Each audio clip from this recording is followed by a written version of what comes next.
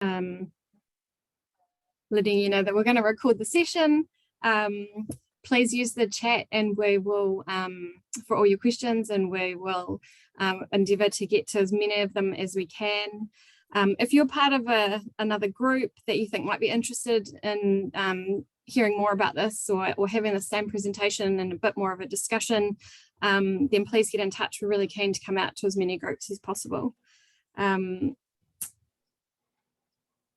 just hand it over to Dean now to do an welcome. Kia ora koutou. Anei te mihi o te iwi o te tongatai ao ki a koutou, ki rongi te kaupapa o te pō nei, e tino kaupapa. Te aki tō tātou wai, mō mātou mai uri a muri aki nei. Reira no hea, I kore e kite o tō kanohi, engare anei te mihi nunui atu ki a koutou. Ka tuku a huri ki tō tātou atua ki a whakatau, tōna rangi Māori e ki rongi te kororo o te rānei, ki a whakawātea te huarahi, kia haere ki rongi te taumata o te kororo, kia pua wai. Nā reira, tēnā koutou, tēnā tātou katoa. Just like to be part of the formal welcome to you all. It's unfortunate that we can't see each other, but I see some names there that I recognise. But welcome to our conversation around challenges that we face around environmental challenges that we face here in Southland, and we're all part of a bigger picture of trying to solve these, and we've done a fair bit of work, but tonight it's my job to welcome you all. So welcome. Kia ora, Dean. Thanks for that. I'm Nicol Horrell, Chairman of Environment Southland. We also have Jeremy McPhail, one of our councillors on this call. And welcome to Dean, who's the manager of Te Marama, and Evelyn from Waihopai. We've got Bonnie Lawrence, our strategic programs manager, that also on the call, and there's another number of other councillors I see there as well. But yeah, without further ado, we'll move into the presentation, and I know that Adrian will be looking at the chat thing as we go through. So thanks for the opportunity to speak to you tonight. Over the last 6 months, we've been sharing information on our work, particularly in the water space, with our communities. Our key science information is showing us that significant change in the way we use our natural resources is needed. Environment South and Te Marama have been working in partnership and with community representatives and key stakeholders to find practical and innovative solutions to our difficult environmental problems.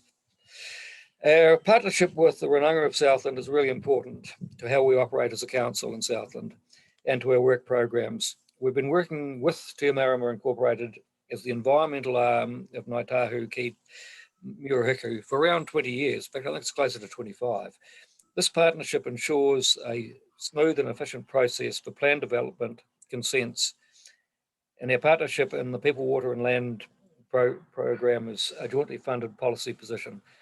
Our work together in water is leading the way nationally, and I might hand over to Dean at this stage just to enlarge on this partnership that we have going. Yeah, kia ora koutou anō. Yes, Te Marama and the council have been working together on a number of projects. This is one of the main projects that we've been working on for the last 5 or 6 years, and it's very important to iwi. However, we know it's very important to the wider Murihiku, Southland peoples. Te Marama as Nicol said, it's been going for 25 years.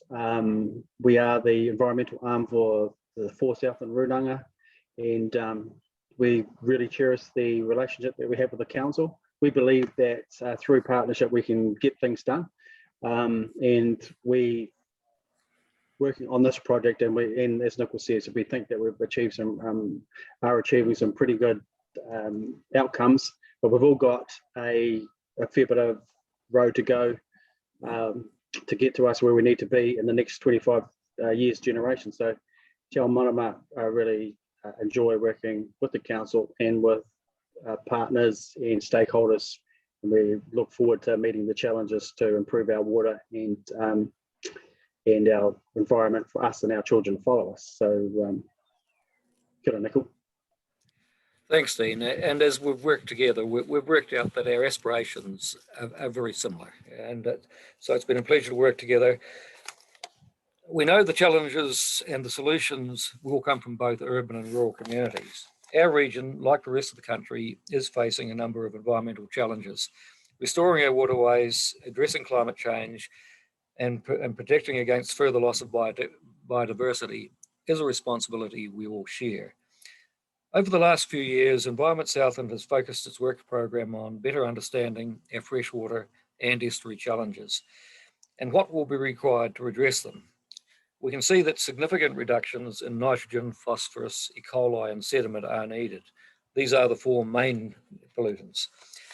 For example, around 2/3 of the monitored sites are compromised with respect to the bugs we want to see in our rivers and streams. Nearly half our sites we monitor have declining trends and about 10% are improving. E. coli at monitored sites show a clear pattern of higher concentrations, and no lowland river sites are meeting the national bottom line. A small number of sites are below the bottom line for ammonia and nitrate toxicity. We know these pollutants contribute to in-stream plant and algae growth. There has been relatively little change in the condition over the last 15 years of monitoring. Southlanders have done and are continuing to do great work to improve the environment, but there is still more to do. We know Southlanders want action on environmental issues, and the government is reflecting community expectations in legislation and regulation. Now we've talked about water, let's touch on climate change and biodiversity. We know farmers are calculating emissions and making plans through Waka Ikanoa, and this will help reduce the impact of water as well and land as well. Climate predictions for Southland suggest that there will be warmer temperatures, a longer growing season, and significantly fewer frosts. This could well provide opportunities for new crops, but we may also see increased flood risk and greater frequency and intensity of storms. Understanding where emissions are coming from is critical for creating a plan to reduce the province's carbon footprint. Agriculture contributes 69% of Southland's emissions, but it also produces about the same of our production. 22% comes from goods producing industries. Our science and what has been done nationally, as well as our long-term plan work, must be part of the transformation to a higher value, lower footprint future. Looking at our biodiversity, the Southland region has over 60 different native ecosystems spread across 3.1 million hectares of land. And we also have 3,400 kilometres of coastline, the biggest in the country. Our region is rich in indigenous biodiversity, but like other regions, Southland has seen an ongoing decline in the native ecosystems quantity and quality outside the large areas of the public conservation estate. The remnants of indigenous ecosystems and habitats now remain on private land. These remnants on private land are essential to the maintenance of the region's biodiversity. Each ecosystem is a small part of a complex jigsaw and is integral to the part of the Southland environment. Business as usual in biodiversity will not be good enough if New Zealand is to maintain its unique indigenous flora and fauna. In 2011, the first National Policy Statement for Freshwater Management was released. Since that time, we've stepped up programs of work to improve our region's water.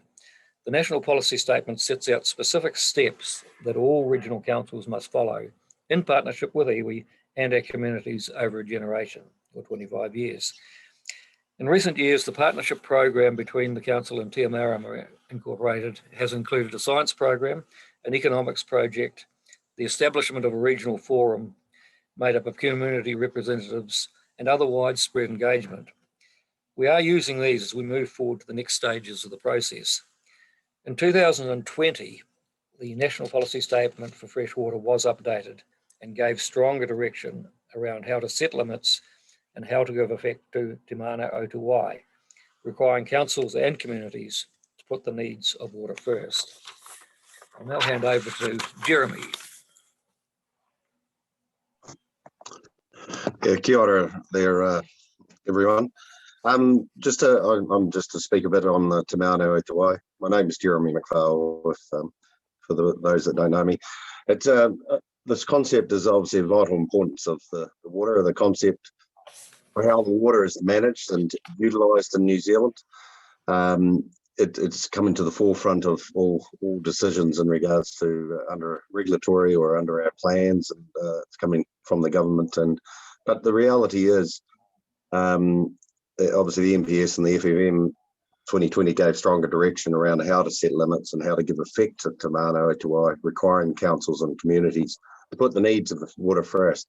I suppose from a personal point of view, I looked at this and when you start realising just that basically water is life, and if we didn't look after it or didn't put it to the forefront, we wouldn't have a lot to go on. So I'm sort of just trying to, like everyone, to absorb what the power of the water or Te Maunau Te Wai does for us on an individual and a community basis.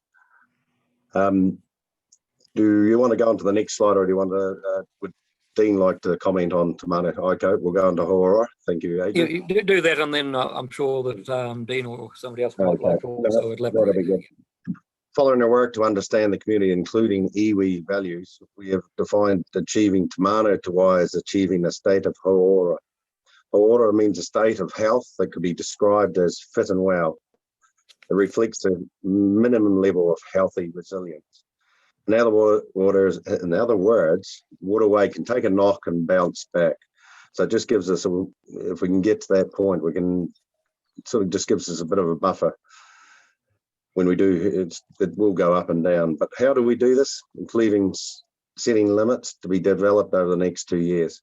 We've done detailed work on some key contaminants and identified other factors that influence the health of the water bodies. And I might just hand it over to Dean to maybe give his perspective on that, if that's all right, Dean. I've got a crew here to help me along with this, but hey, All good. Evelyn, Maria and Nikki, who are part of our team, are here. So the interesting thing about Manawa Te Wai, even though it's a Māori term, it applies to us all. It's figuring out what the community value for water is and its prestige and how we want to manage it. And putting the water first, putting the people next to the water, and then third and foremost, our uses. So it's prioritising water.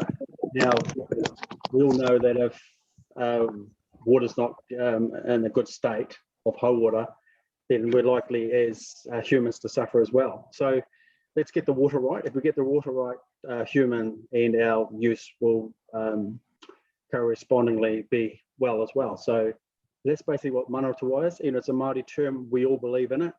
Get water right and everything else follows on from that. And Haora is again a Māori term, but it's something that we'd all recognise in terms of if we make water, if water's right, and we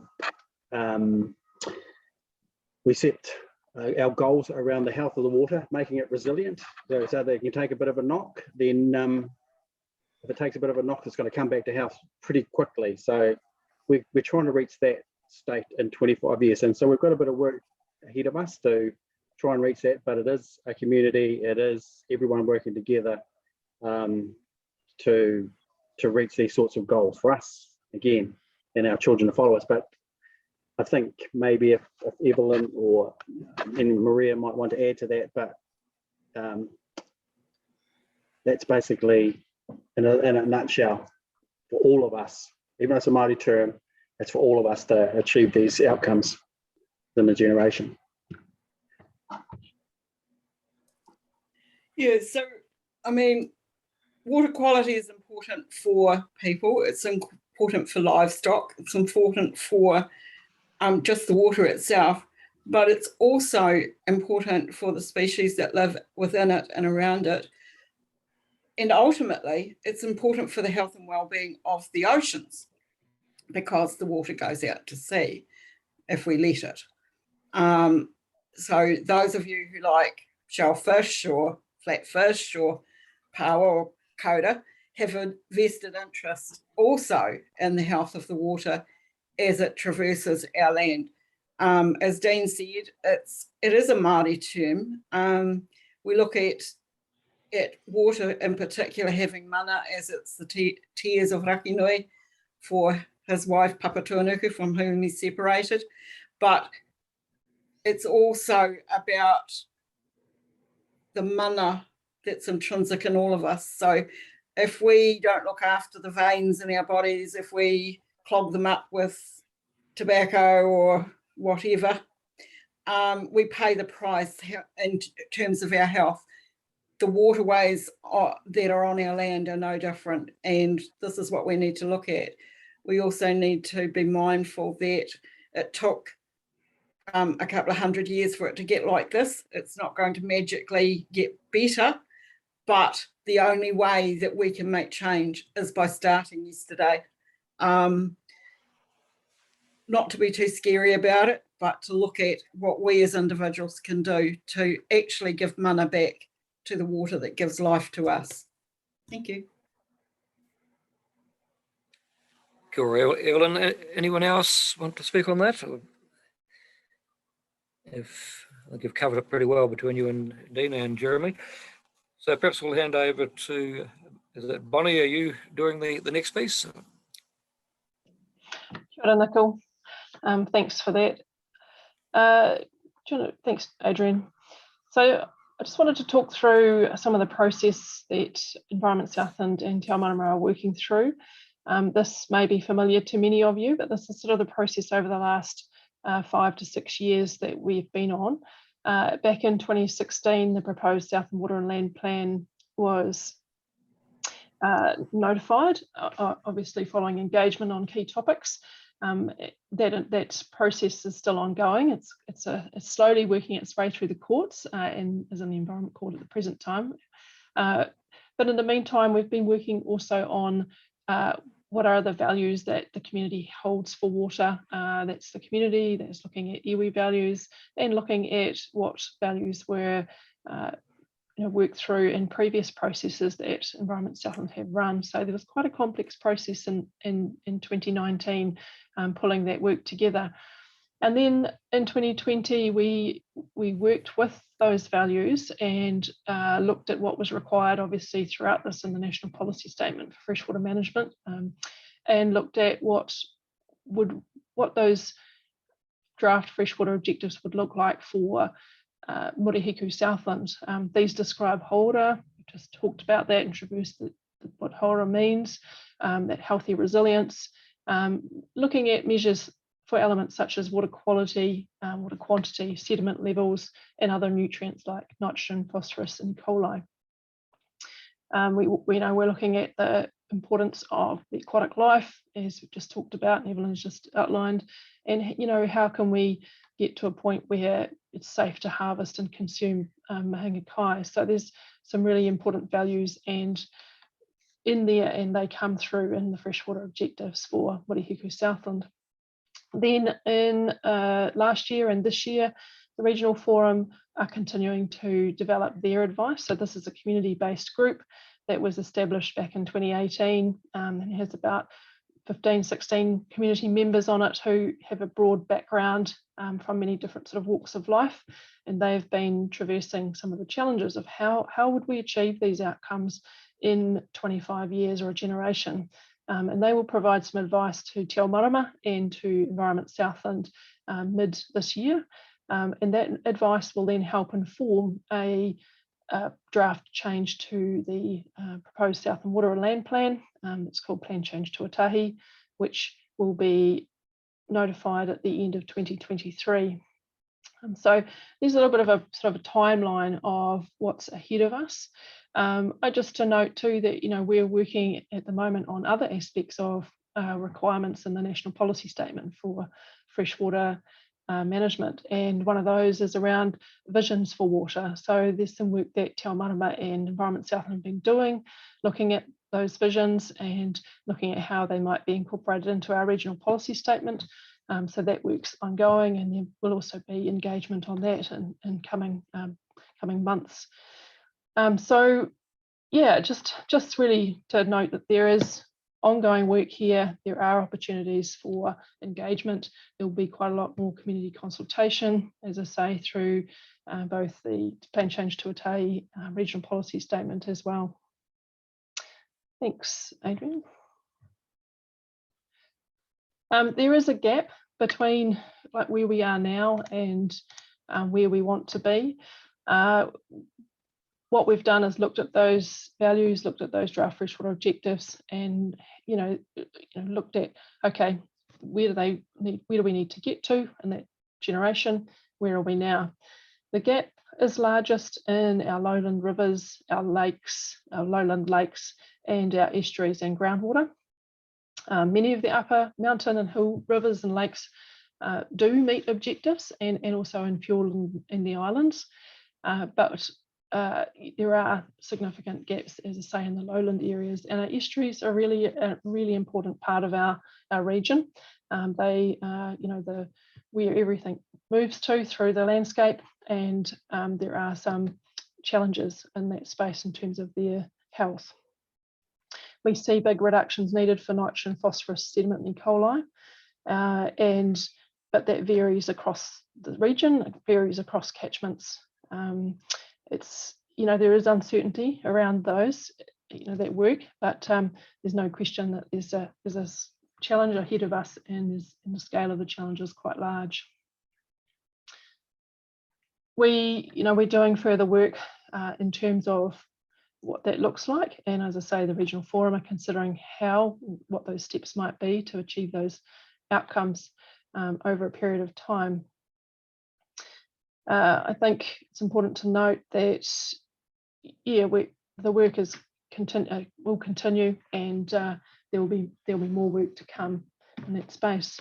Maybe if you move to the next one, Adrian, we'll talk a little about the contaminant reduction numbers. So part of the work we've been doing is looking at, okay, so if we've got to achieve these outcomes for freshwater over a generation, what does that look like?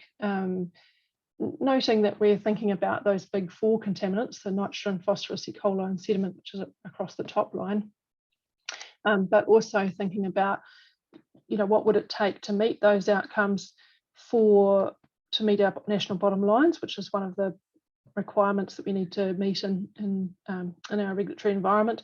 Also, what would it take to meet those outcomes for those attributes, for the proposed Southland Water and Land Plan, the standards that are set in there. And then what would it take if we're going to work towards Hauora? So that's the minimum state of resilience that we'd like to achieve for water. Noting that Hauora is in itself has a band of achievement. So we're just saying, what would it take to meet the minimum standard of that? And as you can see here, that there is quite a jump even to meet national bottom lines. There's also a jump again just to meet what's in our current Southland Water and Land Plan, or the proposed one, noting that the standards in there were actually set about 15 years ago, so they've just been largely brought through into the current proposed plan. So those standards have been around for quite a while, and then there's a jump again to address and to meet Hauora, or the minimum state of Hauora, but it's not a significant difference largely between what's required to meet what's in our current plan and to meet that resilient state. What this means for us, obviously, is that we've got some challenges. It does mean that we're looking at systems change or new technologies or some land use change in different parts of our catchments potentially. We know that the reductions required to meet water quality standards, are going to be challenging. We've been sharing this information with our communities, as it's important to understand the process that's underway, and to note that these are not limits. These are what would be required to be removed from water bodies to meet the standards, but they're not what necessarily will come through. These will help inform the limits that will be in the next stage of work through the proposed Plan Change Tuatahi, the plan change that will come. So they're not limits, they just set out what it might take to get there for the water bodies themselves, and then we need to think about, what does that mean? What does that mean for us and our practices in our region? So there's a big conversation yet to come. And I guess it's just important to note that we've used the best information available at a region-wide level. There are uncertainties, and obviously as we move ahead, we will, technology changes, information changes, and we'll be obviously always looking at how do we improve what we're doing. But we have used the best information available, and we've used experts across the country to help inform the work around not only the contaminant reduction work, but also the work around our freshwater objectives and what they might look like. And also important to note that whilst these 4 contaminants are the key ones that are outlined in a lot of the regulatory material, there are a lot of other really important attributes which we are also considering that are really important for the health of our water bodies. And some of them are more practical, or there are things that could be done to achieve other outcomes, which will be also very important for the health of water bodies, such as shading, such as thinking about how you could support fish passage and other things in our local region. Maybe we'll just move on to the next one. So I guess, the one aspect that we've been looking at is that, there's a lot of mitigation options out there that people are already taking up. So we've done some modelling to look at if we apply what are sort of national mitigation packages. We've picked some of these up from National Science Challenge package, looking at how far adoption of those mitigations on farm would get us to achieving our draft freshwater objectives. We know that they will help. They definitely will get us some way towards those outcomes. And those established mitigations we're thinking about such activities as riparian planting, how you manage and use fertiliser, effluent management, off-paddock management, irrigation, and things like land retirement or stock exclusion.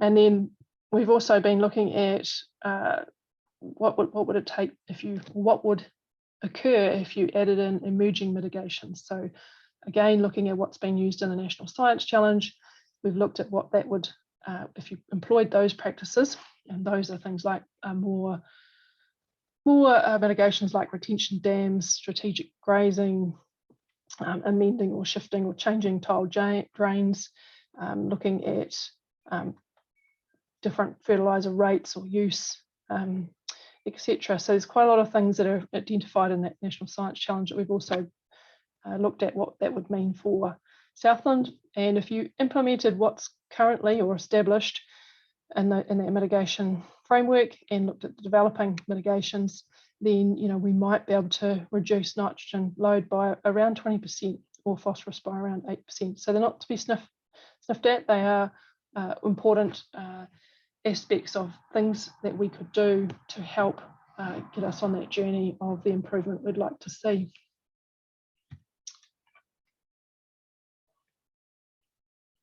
I mean, I guess the important outcome is that they will help us, they will get us on that journey. More work does need to be done as well as those, and that's the next biggest question. Okay, so what if you do that? What would that look like? What else needs to be done?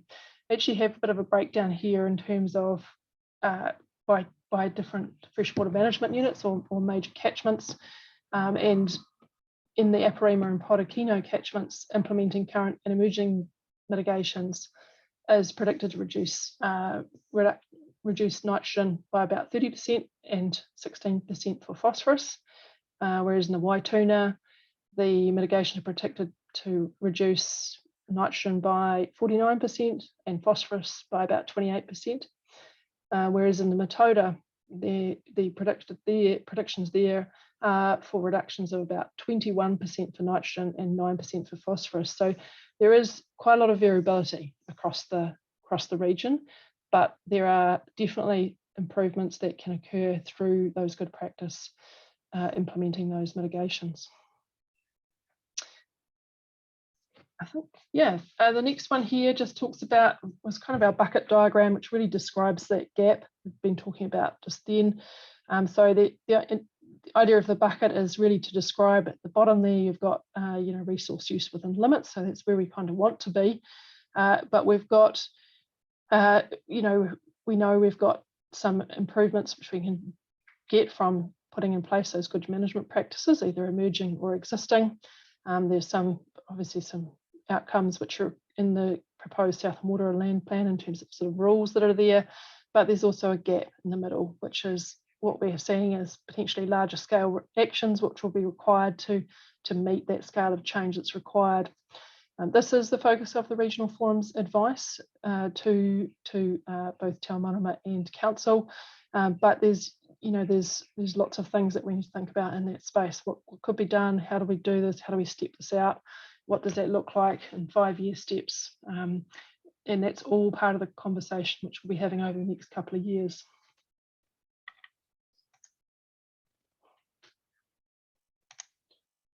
Maybe just move to the next one. We can talk about what we can do now. So I guess just to wrap around that, we've done a lot already in the region. There's a lot of great work being done and looking at how practices have changed in terms of intensive winter grazing, which has been really a huge collaborative effort across industry, across a lot of groups in Southland and significant improvement. So we know we can do this. We've seen a lot of good improvement. There are many changes that we can do to reduce contaminants getting into our waterways. And this will all be positive, not only in terms of fresh water, but also carbon emissions, habitat.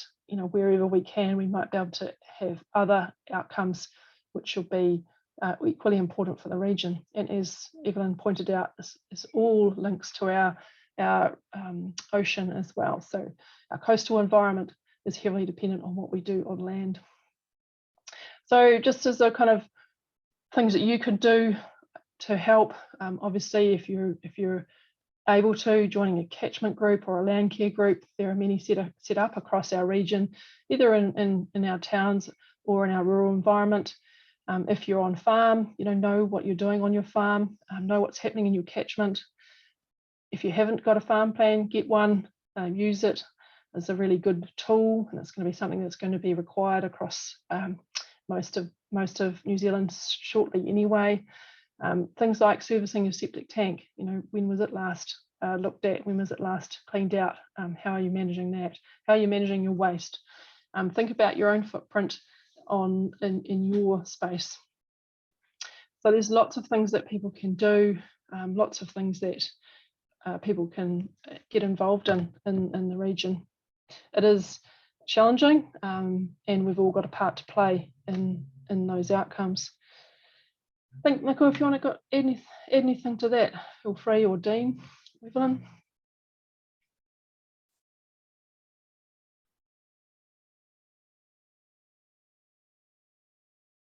Oh, you're on mute, Nicole. I think that you've given us a pretty good sketch of where we are. I think we're probably at the stage where we'd be happy to try and answer questions of the people who are online, and just see where we go with that.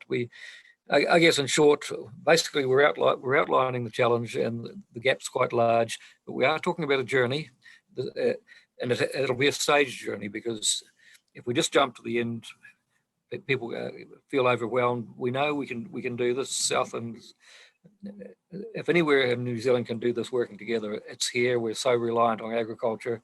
We've got innovative people, and the goal at the end of it, and sometimes we perhaps overlook the goal, is for the generations to come to be able to have a similar lifestyle that we've had, and to be able to sell products at a premium price, because we actually walk the walk on one of the best environments in the world, including fresh water. So I'll leave it there, and perhaps I'm not sure whether there were many questions in the chat room yet, but I'm sure Adrian will be able to tell us in a moment. There's none in the chat yet, so people feel free to pop some in there. Adrian just sort of suggested a couple of things. One is that we can talk a little bit about the limit setting process. So obviously the council will take on board the Regional Forum's advice later this year, and then step into what is a plan change process, where there will be consideration of what needs to be included in that plan change, and that includes limits on and how we use our resources. But that will be there will be quite a lot of consultation and important engagement through that process. I think maybe, you know, we've talked a bit about reductions or things that people can do in the rural environment, but it's important to think about what can people do in town as well. So, you know, there's lots of things that, you know, considerations there around households and household management of water, but also industry, industry management of water. In, you know, as a town, how comfortable are we with our wastewater and how that's managed, or our stormwater and how that's managed? I think that's a good point, Bonnie. This is going to be on everyone. With the Three Waters debate is still raging, but the reality is, over that same time frame, there's going to have to be significant improvements in urban discharges. So this will affect everybody one way or another, but if everybody's playing their part, I'm pretty optimistic we're going to make good progress. There's a question here around, given the size of reductions needed, are those examples of what people can do going to be enough? That's a very good question, and something we're all trying to get our head around and grapple with. As I did mention, there is, you know,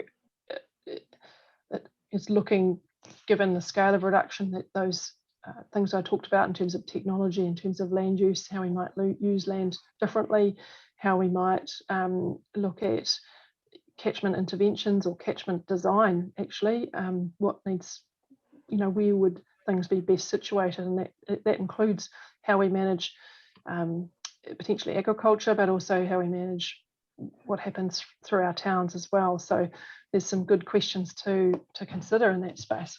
What would things look like if you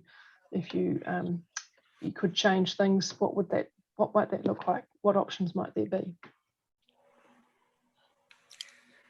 So, look, even to Nicole. You go, Evelyn. I was just going to say that so Invercargill City's currently consulting on stormwater rules, and one of the things they're talking about within that is things like washing your vehicle, what you do with the oil that's left over out of your fryer, or those sorts of things. People tend to put them down the sink or down the, you know, not necessarily appropriate. The chemicals that you use when you're cleaning, all those sorts of things. Some of it's a mindset, but also we need to actually look and think that if we make a change and somebody next door makes a change, it's a cumulative effect. It's not us having to do it all by ourselves. And I think sometimes we think, oh, it's all on me. I've got to do this. Every year or every season or whatever, making a small change in how we do things in our own lives. Perhaps if you're doing an alteration, putting in a rainwater garden or something like that, that actually can look at what your own stormwater discharges are like, because even stormwater has pollutants in it. Just the things that we can do to make little progressive changes, instead of saying, oh, I've got to change the whole way I do everything, a little bit at a time, and, you know, helping other people make those changes too. There's a question come in, Nicole, which is, will there be any funding available to support farmers to make these reductions? I wonder if that's something yourself or Jeremy want to comment on. I guess, you know, this is going to be a staged process, and even federated farmers believe we can get at least a 30% reductions just with current technology and good farming practice. One of the things we're looking pretty hard at the moment, and would like to get a few more trials done, is constructed wetlands that are strategically placed, probably on a sub-catchment scale. Some of the early work is pretty exciting. The amount of sediment, nutrients, and E. coli that can be stripped out. So I think we can get well down the track with individual actions, but we may well find that there are community-wide interventions that may be more effective than just total farm scale at the end of it.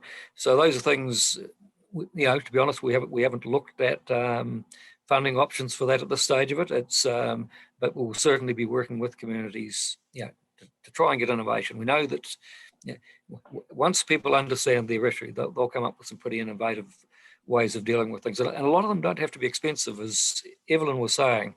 It's the cumulative effect of a whole lot of little actions that, and you mightn't think your little bits doing anything, but they all add up. But we do think that there'll have to be some other interventions as we go through that 25 years. Obviously, there'll be resets. I think we'll probably put 10-year figures in our plan, and we'll see what science shows us what progress we've got. But I'm quite confident that we will not overshoot in the first 10 years, and other things will come along, and we'll take it from there.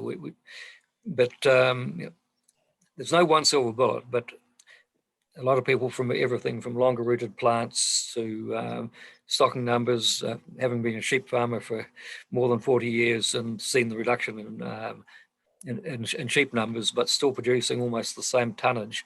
I think that will be one of the interventions over the next 20 years. We may well see overall 15-20% reduction, but actually producing more product. But there won't be one intervention. There will be a number of them. We already know now that standoff pads can make quite a difference.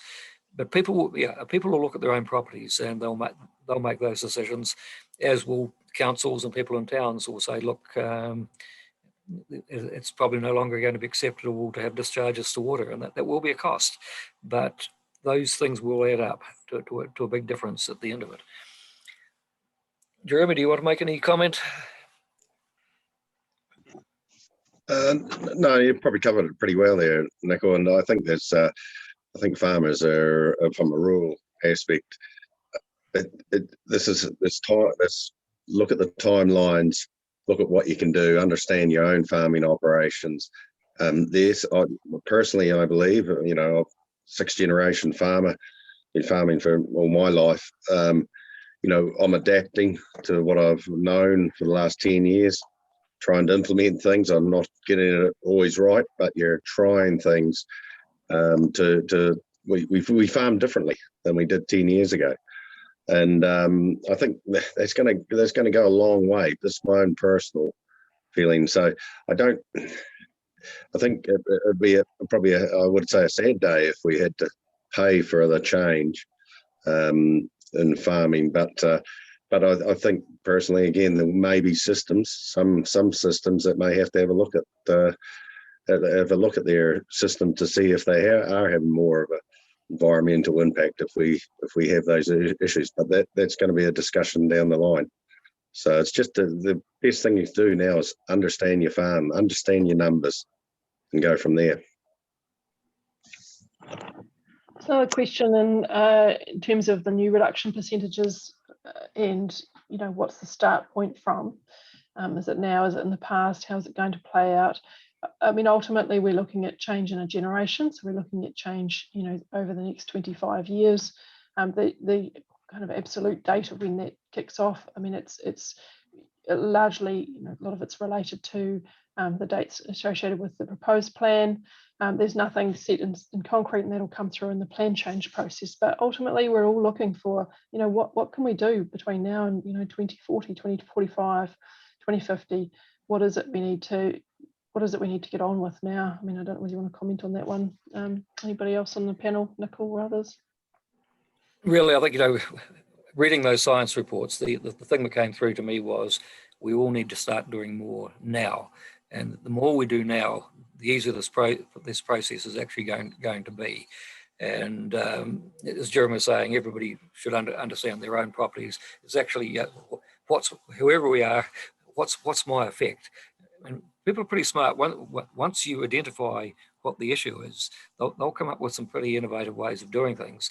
And I think going forward, we will see the rise in the number of catchment groups in Southland has been really encouraging. And Wellington has taken quite a bit of interest because, 4 or 5 years ago, because we hadn't put numbers out there, thought we were laggards. They're now watching us with interest because we've always said it's actually doing stuff that's going to make a difference to improve water quality. It's not just putting a number out there for somebody to try and game. And it's really heartening to see these communities, and these are people who are there for the long term, and they're saying, this is our area. We want to be part of the solution, and that bottom-up approach, I think, is very powerful. And if you've got some of your neighbours are saying, look, I've tried this and this is my result, that's actually much more effective to get people to try something than a regional council waving a stick. And okay, we'll always have to have regulation, but we have to take people with us. We have to take people on the journey. That's the only way we're going to make the gains that we need to. Just another question that's come in here is, at what point does economic benefit outweigh the proposed reduction? The reduction seem unrealistic, and the steering and winter grazing ceases to exist. The quality of life of both Southlanders depend on industry, etc. So I think it's important to note that, you know, there's a lot of considerations that will come into what we're doing now and also into the next couple of years, and that's around not only economic but social, cultural, and environmental implications, and those are all in the mix in terms of what do we do, how do we step forward, what does that look like? I think there's some really important conversations in that space around the steps and how we put our best foot forward. I don't know whether you know, Evelyn or Dean like to comment on that as well.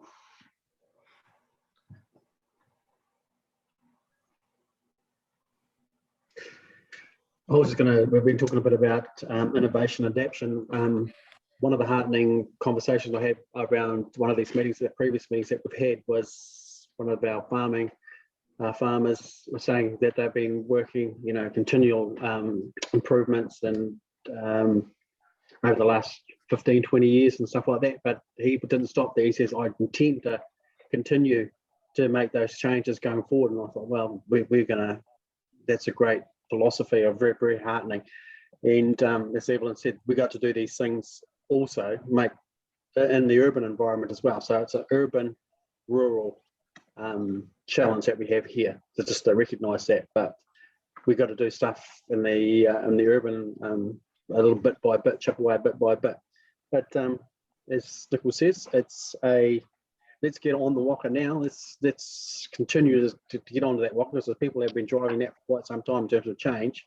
And the more of us that get on the road or the Waka, as you like, the more we're going to reach these goals. And we, as iwi, we would love to see some gains in the next 5 years, so hitting some points, 10, 5, 10, 15, 20, so that see what happens when we get to 25, which is probably, I'm not going to be here, but hopefully my grandchildren will see the changes that we make today. So accept that challenge and let's get on the Waka together. And there will be some, I don't know, just in terms of financials, things like that, where, as people are saying, we're pretty adaptive, and we will continue to the high product, or the quality of product that people are seeking throughout the world. Southland, coming from a clean water, clean environment, our product's probably going to be a top of the line product. If it's not already, it's going to be even more so. So that'll balance some of the economic maybe that we're talking about. So yeah. And as Dean says, getting everybody on the Waka, and we've probably got a few passengers still at the moment, and we just need to encourage more. We've got some people doing fantastic work, but this really is about everybody doing their part. We know that if that happens, we'll make great progress. And the question about economics, look, our vision is still for a thriving economy. And we know that if you have a scorched earth policy, nothing's going to happen. So we need to have people in a space where they're innovative, and that will be the way forward.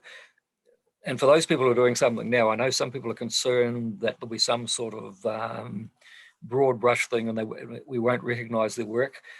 My advice is put what you're doing into your farm environment or plan now, and I'm quite sure the councils now and in the future are going to try and reward people doing the right thing, not people who are sitting back waiting.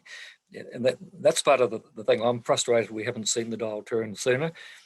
But on the other side of it, the first thing we were told to do was to stop degradation, and we've pretty much done that in our waterways. But we're now all looking forward to seeing that dial start to shift in the right direction. And I guess for me, that's the thing I'd like to see in the first 5 years, was confirmation that we're actually moving the dial. We know some of our estuaries, as Evelyn mentioned, that had almost 200 years of degradation. Some of those will take longer, but our first step is to start improving what goes into those waterways. One more question, probably maybe the last for the night, time's moving on, and that was in relation to the price changes for energy and nutrient inputs, which obviously are being seen at the moment in possibly a long-term trend, and how might that affect the plan? I think this is in relation to, obviously, fuel prices are going up, and other inputs, obviously the price of them is going up as well. So again, I'm not sure you want to comment on that, Nicole or Jeremy. Well, I think that we're in a rapidly changing world, and in the past, putting on a kilogram of nitrogen was the cheapest way of actually producing another kilogram of dry matter. With what we're seeing in the overseas markets, that is not going to be the case going forward. We've also got the 190 cap that the government have brought in. We will see changes, and with fuel likely to continue to rise, again, we're probably going to see people changing some of the things they do to try and, if your cost goes up in one area, you have to be a bit innovative. So some of the minimum tillage that's going on now, all those sorts of things will make a difference. But yeah, the world out there is quite a different place, and it's very dynamic. But we've been pretty innovative in the past, and I think people will react. But things like the nitrogen fertilizer alone, price is a big factor, and that will if it stays up, and I think it will, we are going to see people making different decisions. We talked before about profitability. It may well be more profitable to have a few less stock on, be more resilient, being able to produce more of, be more self-reliant rather than buying in additives. But these are decisions that people will make. They've always made them. The economics come along, and people deal with them. We've been tasked with improving fresh water, and we can't step aside from that and say, look, there's a bad patch coming, we're going to sit on our hands, because we know that the future relies on actually achieving the goals that we've been asked to actually deal with. And there's a couple of good ones that have just come in. So for what don't know, people would possibly like to get on and have dinner, etc. But there's a couple of good ones. One was around, do you have any work underway on alternative land use options such as horticulture? So it might be just a quick comment on that one. And there's another one that I'll put forward as well. So again, I think, Nicole, do you want to comment on that? I mean, we have been. Yeah, well, I think we're seeing it in the North Island in places already. I mean, economics are always going to drive land use, and we are seeing avocados. We're seeing horticultural crops up there that are actually displacing dairying. I think similar things will happen here. But if something comes along that is profitable, people are going to look at that. And we've had quite a focus on dairy because we had such a big change in land use over the last 20 or 30 years. In 10 years' time, we may well be talking about something quite different. Those things will come along. I don't think councils should try and dictate land use, but if you've got a level platform, people will make those choices. We do know that there's some land that's more risky that would be better doing more cut and carry off it, but actually I think the market will do a lot of this for us.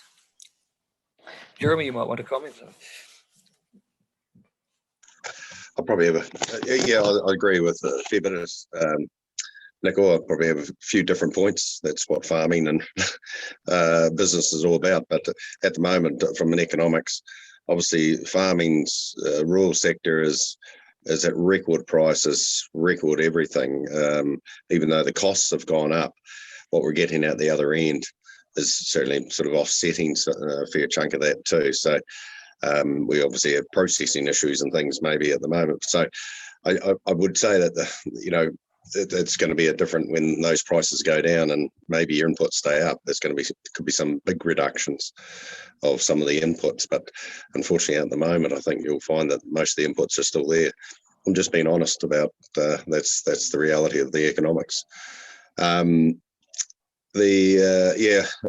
got to be careful. We might think the horticulture, it's the next, that'll be the best thing, diversifying, and then, but there's obviously, there's just another set of issues dealing with those. There's every industry has issues, and it's how we grapple with those. So, I mean,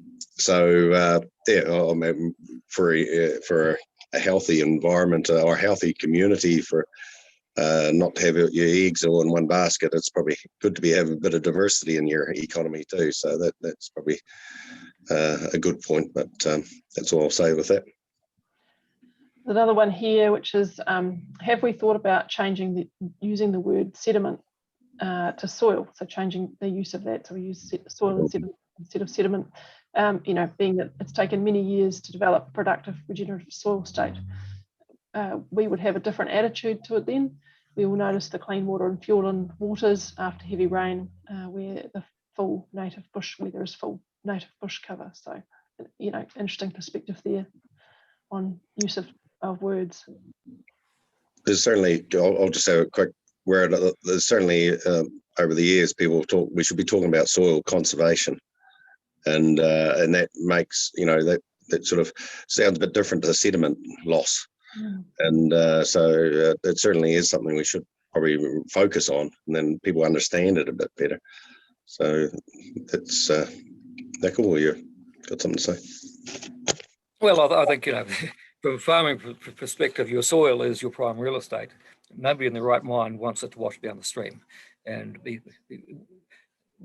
know there's only a certain percentage of highly productive soil in this country and around the world, and yes, we do want to protect it, but some of the science is showing us that a lot of it is coming, and you get a heavy rain event, that's when a lot of things go, and the conservation estate is not immune. We actually find that very heavy rain, we do get sediment loss out of there too, and riverbank erosion is a really big factor. Wellington was thinking that it was that winter grazing was a big factor. The science is not backing that up to a great extent. The other thing we've done over the years, of course, is with protecting our infrastructure, we put up flood banks. In the old days when we had a large flood, a lot of that sediment actually filtered out over a very wide area. And the reality is now we actually channel it to our estuaries, and we know that going forward we may well have to look at interventions where at high water levels they can go down the old meanders. Like somebody mentioned retention dams before. We've spared water up over the last century, and the next century we might find that we're looking very hard at actually trying to slow it down, because we know when water's moving fast, that's when you're losing sediment, you're losing soil. One more here, which is, have we undertaken any modelling of the expected impact of the high and rising New Zealand ETS price on land use change to forestry in Southland? I know this is something that's very topical. Whether you, maybe Dean or Nicole want to speak to that one. Certainly, that it's an issue that's close to many of our hearts at the moment, and there does appear to be a wee bit of movement on the national front, but the carbon farming option has actually distorted the market a bit at the moment. We know trees are fantastic in the right place, but the prospect of whole areas similar to what we saw in the 80s when there was large eucalypt plantations, houses went, schools went. We do need some levers to pull on that, and I think the rapid rise in the cost of the carbon price has probably caught most people a wee bit by surprise, but I'm sort of optimistic something can be done there. We do want more trees. We know that is going to help us going forward. But there's also now more talk about perhaps putting it on natives, which the legacy I would like to see for our great grandchildren is a lot of our gullies, critical source areas, riparian areas, back in native as they were, because we know the benefits to biodiversity, for shade, for shelter, for all the bugs and things that should be in those habitats will take us a long way. And if there's more encouragement for that to happen, I think, it's going to make our job a little bit easier too. But somebody else might like to comment on that as well. So. I know Evelyn's going to say something, but I'll say something first. Yes, I don't. The little conversations that we've had between ourselves is I don't think we're too excited about having a whole lot of our landscape change to monoculture, sort of exotic trees and stuff like that. So you're right, Nicole. It definitely has to be some sort of blend in terms of filling some of those gullies up with natives and all that sort of stuff. But the monoculture, huge amounts of pine all over our countryside. I don't know if that's something that's from the few conversations that I've had to date, given that it's only coming up again in this last week for us to talk about, is probably not the state that I think that we're looking at. But Evelyn would. Yeah, no. So obviously, as owners of elderly Indigenous forests that we don't get carbon credits for, we're sort of interested in the conversation. They're now starting to look at planting Indigenous forests and whether there can be some carbon credit advantage for those that do it. But I think the whole thing with climate change, which is, I don't like the word global warming because sometimes it's getting colder, but climate change and what it does will necessitate people looking at things that they do and using water in the way that we have used it over the last particularly 60 years or so is no longer going to be an option. Farming on some lands, or the kind of farming on some lands, will have to be revisited because free water, easily accessible water, may not be there. Their community, like everybody will think, oh, it's my farm decision, but it's actually a community effect. And I guess there will come community pressure to revisit some of those things. But certainly in planting lots and lots of exotics is it's not just anathema to us, it's not good for soils, it's not particularly good for anything. And just to put them in and retain them so you're not even harvesting, that also seems to be a nonsense. It's not a good use of really good soils, which some of these purchases seem to have been.